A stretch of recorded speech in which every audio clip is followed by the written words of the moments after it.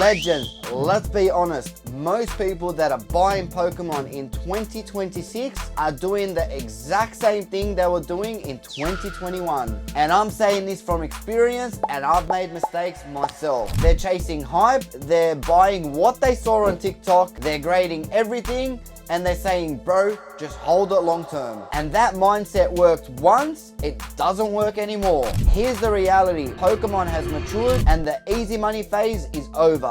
There are more collectors, more sellers, more information, more data, and less room for mistake. Modern cards, overprinted, everyone's got them, everyone's grading them, and pop reports are insane. And the scary part is most people don't even look at the pop report before they buy. They just assume this is rare because it feels rare and the hype on social media says it's rare. Sealed product, yes, it looks nice, I get the appeal, and yes, it does feel safe. But no one tells you how hard it is to actually sell when everyone has the same ID, everyone's holding, and suddenly there is no urgency from buyers. And nostalgia buy and buying with nostalgia, half of those purchases are emotional and there is no exit plan. People buy it because it reminds them of being 10 and not actually someone wanting to buy it off them later. And nostalgia isn't bad unless it's the only reason you're buying. So if your entire strategy is, this looks cool, I'll just hold it, that's not investing. That's just gambling with better packaging. How you actually should be thinking in 2026. Instead of asking yourself, why should I buy this card? You should be asking yourself, why would someone buy this card off me later? Because in 2026, Pokemon is about being able to actually sell your cards. And being able to sell your card when the prices are going up is the part that no one talks about.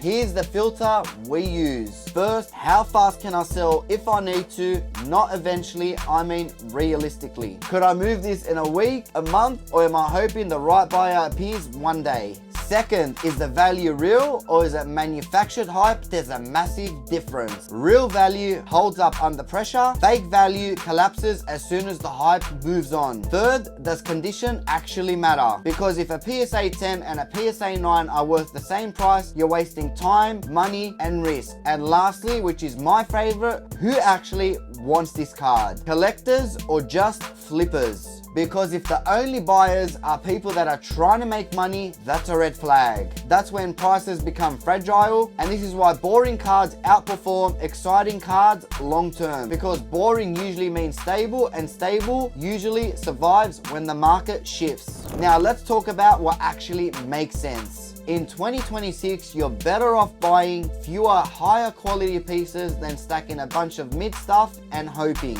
Hoping is not a strategy. From my experience, cards that win now usually tick a few boxes. They're iconic Pokemon, not a random side character that pops off for 6 months. They have real collector demand, not investors hyping each other up. The population isn't bloated and condition actually matters. Because if everyone owns it, who's left to buy it off you? Ask yourself that question. And this is why select vintage, strong mid-era, and low pop PSA slabs still make sense. Not because they'll 10x overnight, it's because they don't need to. They hold value and they move when you need them to move. And that's the key difference. In 2026, Pokemon rewards patience, taste, and discipline. And that's the key difference in 2026. If you're buying slower but smarter, you're already ahead of most people. There is a massive gap with people buying with a plan or people just hoping they're right. And most collectors don't lose money because they picked the wrong cards. They lose money because they never thought of how would they sell it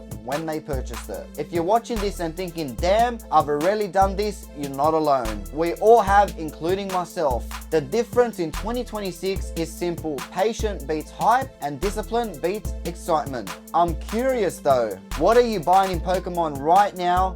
And most importantly, why? Guys, let me know down in the comments what other videos we should do. Make sure to like, comment, and subscribe, and I'll see you on the next one.